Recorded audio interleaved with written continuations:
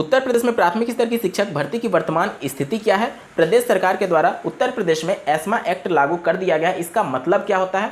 साथ ही अब कोई भी एसेंशियल जो सर्विसेज होती हैं उसके जो भी रिस्पॉन्सिबल हैं वो धरना प्रदर्शन या फिर हड़ताल कुछ भी नहीं कर सकते हैं। इन सब का क्या कुछ प्रभाव पड़ेगा? साथ ही डीएलएड प्रमोट मुद्दे पर क्या कुछ अपडेट है डीएलएड 2019 बैच के अभ्यर्थियों के लिए? और बात करेंगे पीईटी परीक्षा जो कि यूपी ट्रिपल एससी के माध्यम से कंडक्ट कराया जाएगा, उसकी परीक्षा कब तक हो सकती है? इन सबके रिगार्डिंग इस वीडियो में डिटेल में चर्चा होगी, तो बने रहिएगा अंत तक इस वीडियो के साथ बिना किसी पार्ट को स्किप किए हुए। नमस्कार दोस्तों, मेरा नाम है नीरज और आप देख रहे हैं करियर बिट यूट्यूब चैनल। अगर आप इस चैनल पहली बार विजिट कर रहे हैं तो इसको सब्सक्राइब करते हुए बेल आइकन को प्रेस करना ना भूलें। उत्तर प्रदेश में प्राथमिक स्तर की शिक्षक भर्ती को लेकर के अभ्यर्थी हर वो हथकंडा अपना रहे हैं ताकि सरकार पर दबाव बने और सरकार प्राथमिक स्तर की शिक्षक भर्ती का विज्ञापन जल्द जारी करने पर विचार करे।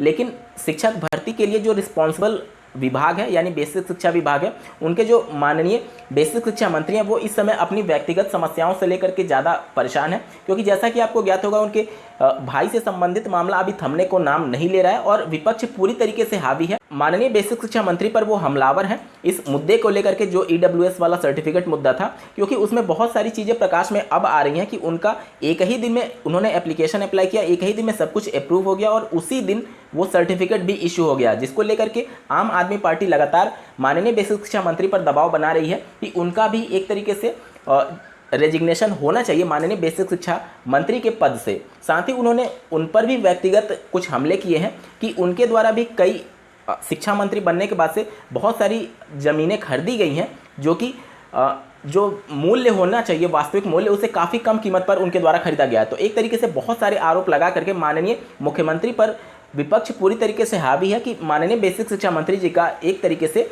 रेजिग्नेशन होना चाहिए।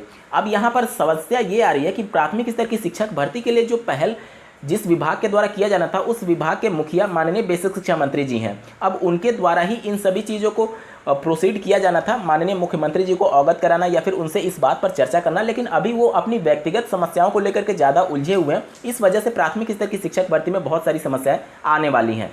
साथ ही बात करें उत्तर प्रदेश में दिनांक 25 मई 2021 को एक ऑफिशियल नोटिफिकेशन जारी करते हुए उत्तर प्रदेश सरकार ने एस्मा एक्ट लागू कर दिया गया है। अब इसका मतलब क्या होता है? तो इसका मतलब ये होता है कि एसेंशियल सर्विसेज जो होती हैं उससे संबंधित जो भी सरकारी कर्मचारी होंगे वह किसी प्रकार से हड़ताल या फिर कोई भी धरना प्रदर्शन का आयोजन नहीं कर सकते हैं जिससे एसेंशियल सर्विसेज प्रभावित हों। कहने का मतलब ये है कि जैसे डॉक्टर्स हो गए या फिर कोई भी ऐसा सरकारी कर्मचारी जिससे जो जरूरी सामान की चीज़ें होती हैं या फिर जरूरी सर्विसेज होती हैं उसका बाधा ना हो, उससे संबंधित कोई भी सरकारी विभाग का कर्मचारी ना तो हड़ताल कर पाएगा और ना ही प्रदर्शन कर पाएगा।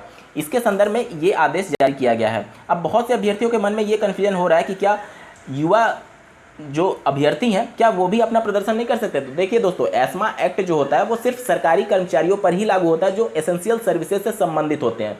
इसका अभ्यर्थियों से कोई भी लेना देना नहीं होता है। ये जो एक्ट लागू हुआ है वो सिर्फ एसेंशियल सर्विसेज वाले सरकारी कर्मचारियों के ऊपर ही लागू होता है। उम्मीद करता हूँ आपको एस्मा एक्ट समझ आया होगा। बात करेंगे उत्तर प्रदेश में डीएलएड 2019 बैच के थर्ड सेमेस्टर प्रमोट मुद्दे को लेकर के अभ्यर्थी जो संघर्ष कर रहे हैं उसके बारे में। स्क्रीन पर आप एक हैशटैग देख पा रहे होंगे। आज दिनांक 27 मई 2021 को अभ्यर्थियों के द्वारा ट्विटर के माध्यम से फिर से अपने मुद्दों को प्रमुखता से रखा गया है।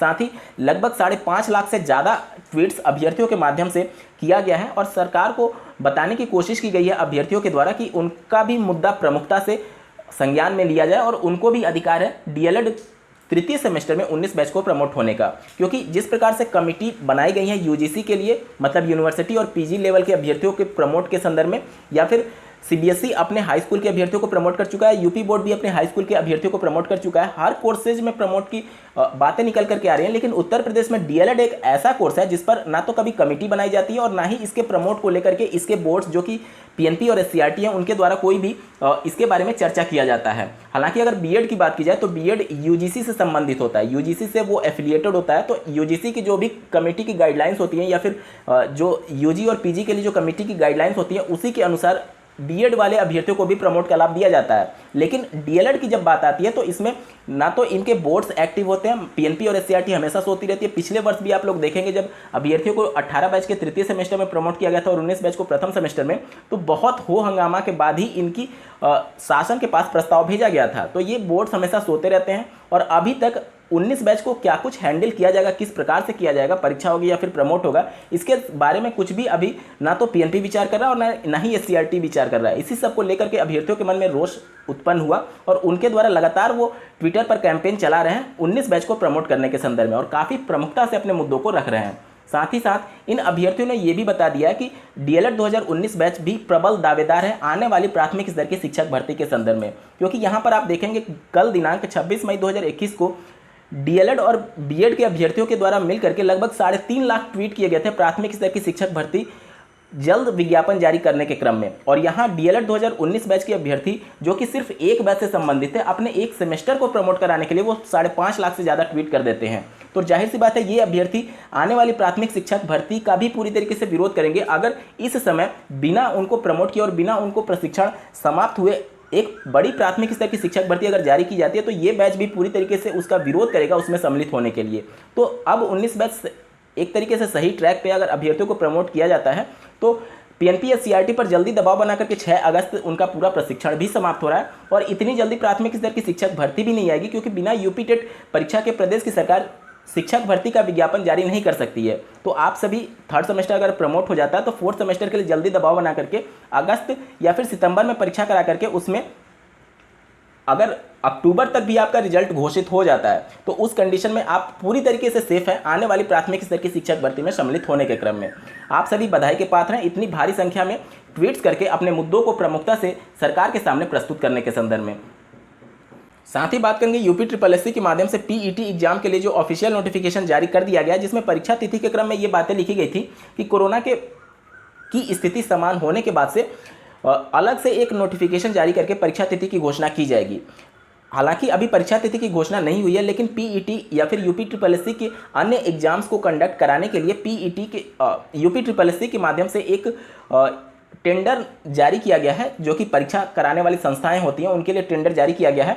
और जैसे ही परीक्षा कराने वाली संस्था फिक्स होती है उसके बाद से सभी एग्जाम अपने समय पर होना प्रारंभ हो जाएंगे। हालांकि कितनी भी जल्दी अगर देखा जाए तो परीक्षा की तैयारियों में भी समय लगता है और जैसा कि आपको ज्ञात होगा कि टेंडर जब हो जाएंगे उसके बाद से एग्जाम पेपर्स और ये सभी एग्जाम सेंटर डिसाइड करने में, और जो पीईटी का नोटिफिकेशन जारी हुआ है उसमें जो मिनिमम एजुकेशनल क्वालिफिकेशन है उसमें सिर्फ हाई स्कूल रखा गया है। तो मान करके चलें कम से कम 35 से 40 लाख अभ्यर्थी जरूर आवेदन करेंगे पीईटी में। तो इनकी परीक्षाएं इतना जल्दी प्रस्तावित होना संभव नहीं है, लेकिन आप सभी अपना पैरेलली तैयारी जरूर करते रहिएगा, क्योंकि अब यूपी SSC पूरी तरीके से जाग चुका है और एक तरीके से देखा जाए तो ये चुनावी वर्ष भी है, अगले वर्ष विधानसभा के चुनाव भी होने वाले हैं। तो इन सब के मद्देनजर सरकार की भी ये प्रतिबद्धता होगी कि पीईटी का एग्जाम जल्द से जल्द कंडक्ट करा ले, क्योंकि कम से कम विधानसभा चुनाव से पहले अगर वो पीईटी के रिजल्ट की घोषणा कर देती है तो एक तरीके से विधानसभा चुनाव में वो प्रोजेक्ट जरूर कर पाएंगे कि हमने पीईटी का एग्जाम करा लिया है और इसी के आधार पर अब 50,000 आने वाली समय में वो भर्तियों को कंडक्ट कराने वाले हैं। तो एक तरीके से इस पर ज़्यादा जोर होगा सरकार का, क्योंकि प्राथमिक स्तर की शिक्षक भर्ती को लेकर के सरकार बहुत ज़्यादा सीरियस नहीं है और यहीं 50,000 भर्तियों को लेकर के वो आने वाली विधानसभा चुनाव में प्रोजेक्ट करने वाले हैं। तो बहुत अच्छा मौका है आप सभी के पास भी। भले ही 35-40 लाख अभ्यर्थियों की संख्या आपको दिखेगी, लेकिन उसमें से जो मेन कंपटीशन होता है वो ऊपर के 10% लोगों में ही होता है। तो आप संख्या को देकर के कभी ना घबराएं, बल्कि आप अपने अनुसार अपनी तैयारी जरूर करते रहें, क्योंकि आपको सिर्फ एक सीट से मतलब होता है। उम्मीद करता हूं आपको ये अपडेट पसंद आया होगा। ऐसे ही महत्वपूर्ण अपडेट्स के लिए इस चैनल को सब्सक्राइब करना ना भूलें। इस वीडियो को देखने के लिए आपका बहुत बहुत धन्यवाद। भगवान करे आपका दिन शुभ हो।